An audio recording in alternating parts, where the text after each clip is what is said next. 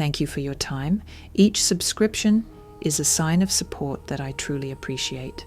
Morning breaks over Manhattan on the 13th of July, 1863.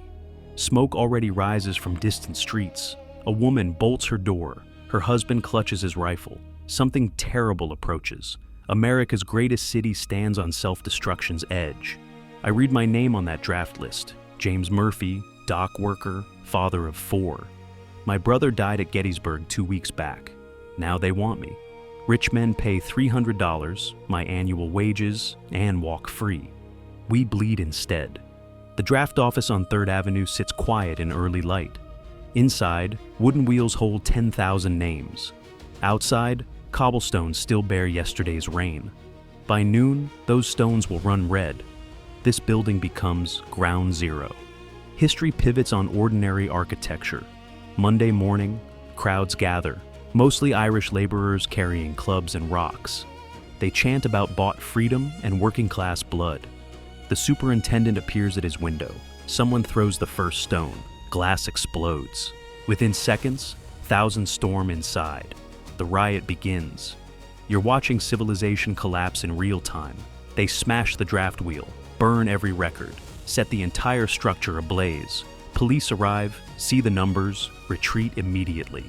The mob has become an army. Manhattan has no government now, only rage.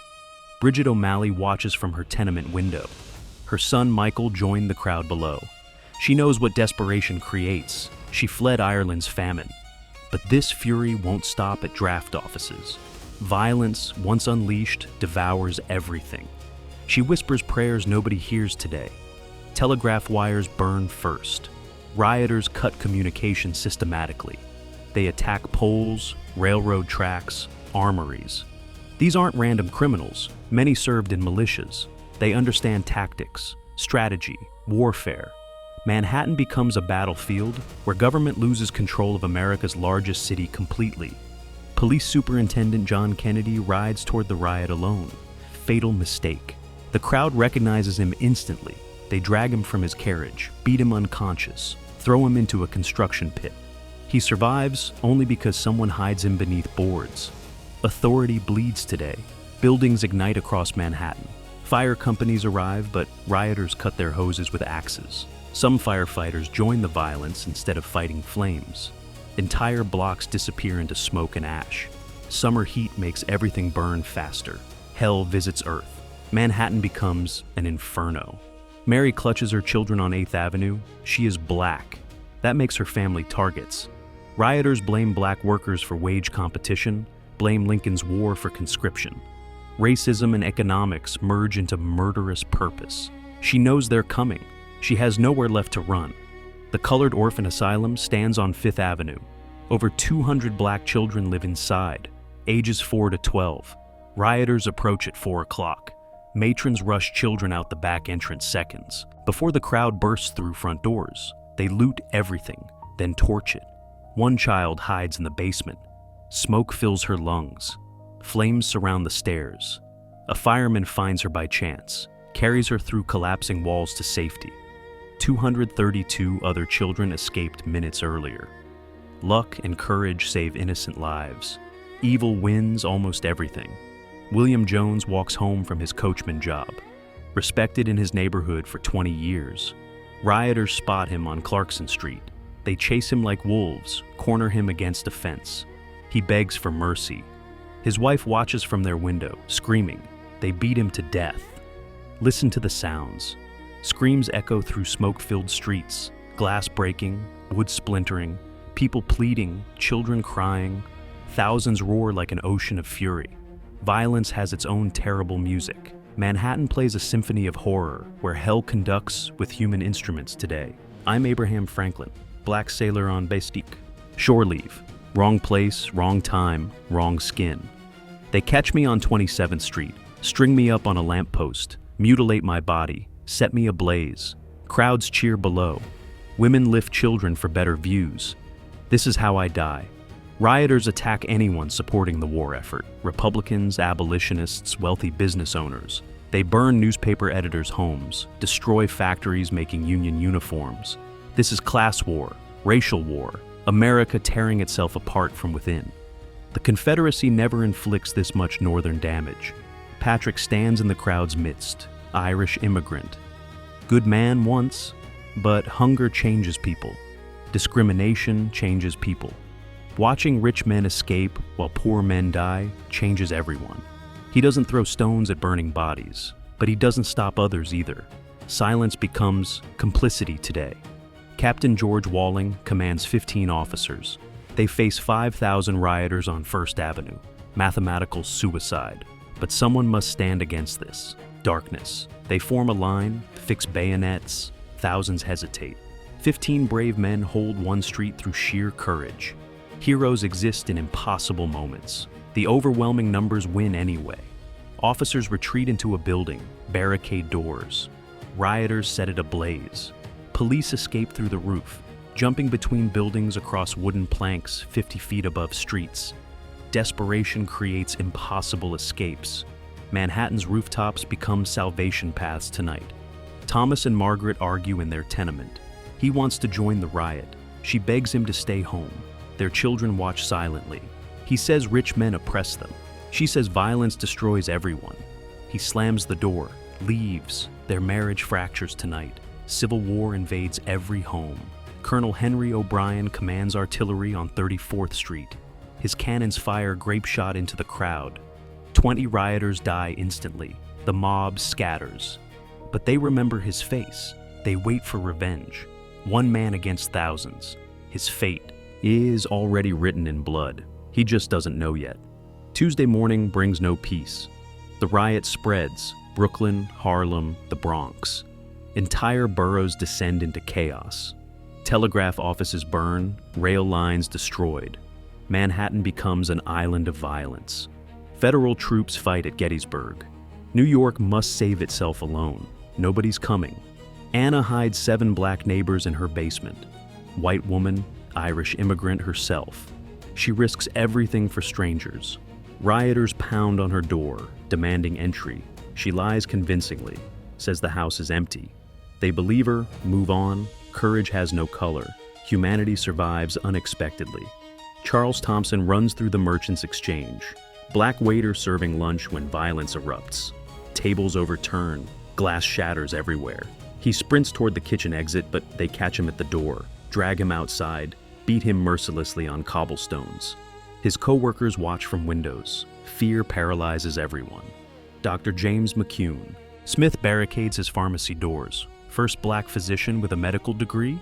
His waiting room fills with refugees, wounded, terrified, hunted. He treats injuries while watching the street nervously. His life's work could vanish in minutes. Education cannot stop mobs. Success makes him a target. Children play in 5 points, unaware of approaching danger. Too young to understand hatred's mechanics. A gang of rioters storms their alley without warning. Parents grab children, run in opposite directions. Families scatter like autumn leaves. Some reunite later. Some never see each other again. The Brooks Brothers store on Catherine Street sells clothing to Union soldiers. Rioters seek collaboration with Lincoln's hated government. They smash windows, steal everything, expensive suits, fancy shoes. Some dress in stolen finery while burning buildings around them. Absurdity mixes with horror.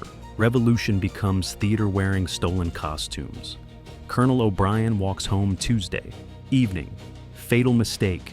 Rioters recognize him from yesterday's artillery fire. They surround him on 2nd Avenue. His wife watches from their upstairs window, helpless. They torture him for hours, dragging his broken body through streets. She cannot look away or scream anymore. His corpse hangs from a lamppost until Thursday morning. Warning to anyone who resists. Children play nearby. Life continues around death. Humanity adapts to anything given enough time. Horror becomes normal when it lasts long enough. Manhattan learns to function amid corpses. That is the saddest truth. Inspector Daniel Carpenter leads a charge on 39th Street, outnumbered 10-1. His men form a wedge, plunge forward into the violence, clubs swinging, bones breaking. They fight like cornered animals, clear the street in 15 brutal minutes. When peace fails, force becomes necessary. Order requires sacrifice. Emily peers through her Mulberry Street window. White woman, abolitionist, Quaker. Faith. She sees a black man running from rioters, opens her door, pulls him inside, hides him in her attic. Risk everything for principle. Faith becomes action. Action becomes salvation.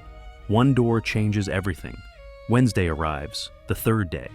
Federal troops finally board trains in Pennsylvania, but they fought at Gettysburg days ago, exhausted men riding toward another battle. Meanwhile, Manhattan burns. Governor Seymour addresses rioters, calls them friends, pleads for peace. They ignore him completely. Words cannot stop this now. Robert ventures outside, looking for food. Black boy, 13 years old. Rioters find him on Leroy Street, chase him toward the docks. He jumps into the Hudson River, swims toward New Jersey. They throw stones, shoot at the water. He keeps swimming, survives. Escape itself becomes victory. You're witnessing something impossible. A city of 800,000 people losing control completely. No police force can function. No government maintains order. Civilization's veneer shatters instantly. We're always 3 meals away from chaos. Always one crisis from barbarism. Manhattan proves it. Catherine Murphy runs a boarding house on Pearl Street. Irish widow. 7 children. She sees rioters approaching, hides 3 black dock workers in her cellar. They search her house thoroughly, find nothing. She feeds the men for 4 days, risks execution. Poverty doesn't eliminate compassion sometimes. Violence targets Chinese immigrants on Bayard Street next. Burns their laundry businesses without hesitation. Hatred finds every minority eventually. Violence needs no specific reason. Give people permission for rage, and they attack everyone different. Racism has infinite targets. Cruelty requires only opportunity and anonymity. Frederick Douglass writes from Rochester. His sons serve in black regiments. He warns Lincoln this riot proves everything he's said. Oppressed people won't fight for countries that oppress them. Irish immigrants flee starvation and persecution. America treats them poorly, then demands sacrifice. Injustice breeds injustice eternally. Reverend Henry Garnet evacuates his church congregation. Black Presbyterian minister. Escaped slavery years ago. His church becomes a target. Families flee through basement tunnels. He stays behind alone, locks the doors, waits in silence. Rioters never come. Courage sometimes goes unrewarded.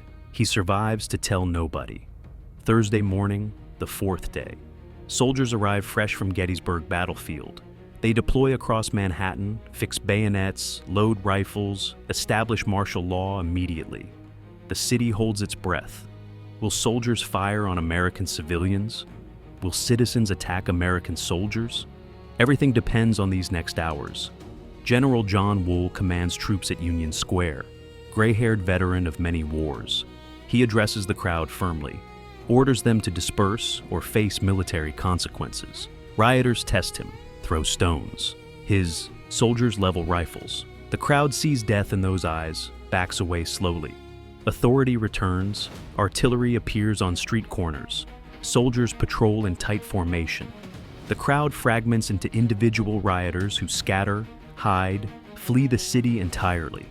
The organized rebellion becomes isolated criminals within hours. Military force breaks the riot's spine completely. But damage is done. Buildings smolder, bodies decompose everywhere. Margaret searches hospitals for Thomas. Her husband disappeared 3 days ago. She checks 20 facilities, finds him finally at Bellevue. Broken ribs, severe bruising, arrested. He joined rioters, attacked the orphanage. Her husband became a monster she never recognized. Do we ever truly know anyone? Patrick O'Donnell sits in the Tombs prison, arrested with 700 others, mostly Irish immigrants, some Italian, some German. All poor. No wealthy men face charges despite buying exemptions that sparked this conflagration. The system that caused the riot survives completely unchanged. Justice remains selective. The powerful always escape. I'm Samuel, black tailor, 20 years building my shop, gone in one night, my equipment stolen, my fabrics burned, my windows smashed. I cry not from loss, but from betrayal. These were my neighbors, people I knew by name. Hatred lived silently beside me all along. Official reports claim 100 dead. Unofficial counts reach over 1,000. Most victims are black. Many bodies disappear into the river. Some burn beyond recognition. Death tolls become political tools. Truth becomes the first casualty of everything. Numbers cannot measure horror anyway. Statistics sanitize suffering always. 11 black men were lynched, dozens more beaten to death in streets. Hundreds of black families flee Manhattan forever. The community scatters permanently. Churches close, businesses abandon neighborhoods. Entire blocks empty overnight. The riot achieves what slavery never could. Terror drives free black New Yorkers from home. Sarah walks through her destroyed neighborhood in August. Every building damaged. The Colored Orphan Asylum will never rebuild here. Her church burned to foundations. Her son's school exists only in memory. $5 million in property damage translates to countless shattered lives. Economics cannot measure lost dreams. Father Michael visits prisoners at the tombs, Irish priest hearing confessions. Men describe atrocities, weep, claim temporary insanity. They blame alcohol, blame anger, blame circumstances. Nobody accepts responsibility for their actions. Evil always has excuses ready. Confession brings no resurrection. Forgiveness cannot repair broken bodies. Ellen tends wounded soldiers at St. Vincent's Hospital. They arrive from Gettysburg, now guard Manhattan streets. One soldier laughs bitterly. He fought Confederates last week, now fights New Yorkers. Both enemies are American. Everyone speaks English. Civil war has many fronts. Brother against brother takes many forms. Understand something difficult. These rioters were victims too. Exploited workers, discriminated immigrants, desperate families. But victims can become perpetrators. Oppression doesn't excuse murder. Injustice doesn't justify lynching. Suffering creates no right to inflict suffering. We're all complex. Good people do terrible things sometimes. Lincoln faces impossible choices. Send troops to New York or keep them fighting Confederates? Protect black citizens or appease white workers? Enforce the draft or lose the war? Every decision kills someone. Leadership means choosing who dies. History judges harshly. But historians never face such impossible choices themselves. August arrives. The draft resumes with identical rules. Rich men still pay $300 to avoid service. Poor men still must serve or face prison. Nothing changes despite the bloodshed, despite the deaths, despite everything Manhattan endured. America chooses. War over justice. That choice reveals our true character. Isabella returns to her burned home.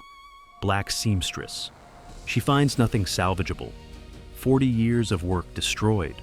But she discovers something unexpected. Her white neighbor saved her sewing machine, hid it in his basement, returns it today. One act of decency amid overwhelming evil. Hope survives somehow. Democratic papers blame Lincoln and Republicans for the violence. Republican papers blame immigrant voters and Democrats for the deaths. Everyone constructs different narratives, sees different villains, proposes different solutions.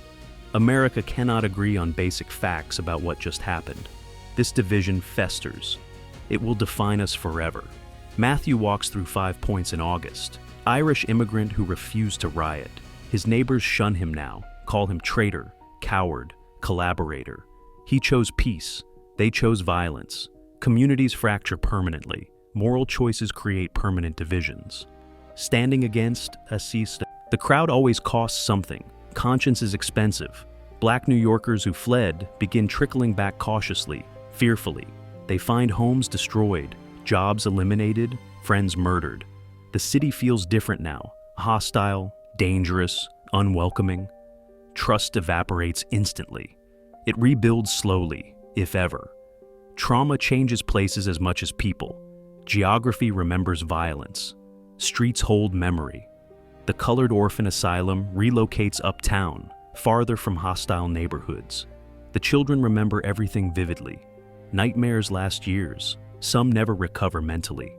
Childhood innocence cannot survive such betrayal. Trust, once broken, rarely fully heals. These orphans become adults carrying permanent scars. History wounds personally always. Police Commissioner Acton implements reforms slowly, adds officers to the force, improves training, installs telegraph alarm boxes on corners throughout Manhattan. Residents can now summon help during emergencies. The reforms matter, but they arrive after catastrophe. We always prepare for yesterday's war. Prevention never gets funding. Governor Seymour's political career ends swiftly. His friend's comment haunts him in every Republican attack advertisement. He loses re-election badly. Meanwhile, black families still flee Manhattan. The orphanage remains destroyed. The lynched remain dead. Political consequences feel hollow compared to human loss. Accountability means nothing without justice. James survives the riot physically. That Irish dock worker who saw his name on draft lists. He hides during the violence, protects his family, gets arrested anyway. Police assume all Irish men participated. He loses his job, can never prove innocence. Guilt transfers easily. Suspicion sticks forever. Bridget's son Michael returns home changed, haunted. He participated in the lynchings. She sees it in his eyes immediately. He cannot speak of it, cannot defend it, cannot undo it. She loves him while hating what he became. Both emotions coexist impossibly. Family bonds bend but rarely break completely. Anna, who hid 7 black neighbors, receives death threats from her own community. They turn against her completely. She moves to Brooklyn, changes her name, lives quietly thereafter. Heroism often punishes the hero cruelly. Courage isolates. Integrity costs everything. She never regrets her choice, but consequences arrive regardless. Stand at this crossroads now. Understanding this riot means confronting uncomfortable truths about America, about class, race, justice, human nature. History offers no comfortable lessons, only difficult questions. What would you have done? Who would you have protected? Which side would you have chosen? The draft riots reveal America's original sin. We promise equality, but deliver hierarchy. Claim justice, but practice favoritism. Preach unity, but practice division relentlessly. These contradictions never resolve. They define us. Every generation faces the same test. Will we choose justice or convenience, principle or prejudice? We answer daily. A city turns on itself in July 1863, but the story never ends. Those same tensions exist today. Class warfare, racial resentment, economic injustice, selective application of law. We repeat history because we refuse learning its lessons. The riot happened, the riot continues. Will we ever choose differently? If your birthday is this month, make sure to subscribe and leave a like, my friend. And tell me in the comments what topic you'd like to hear next.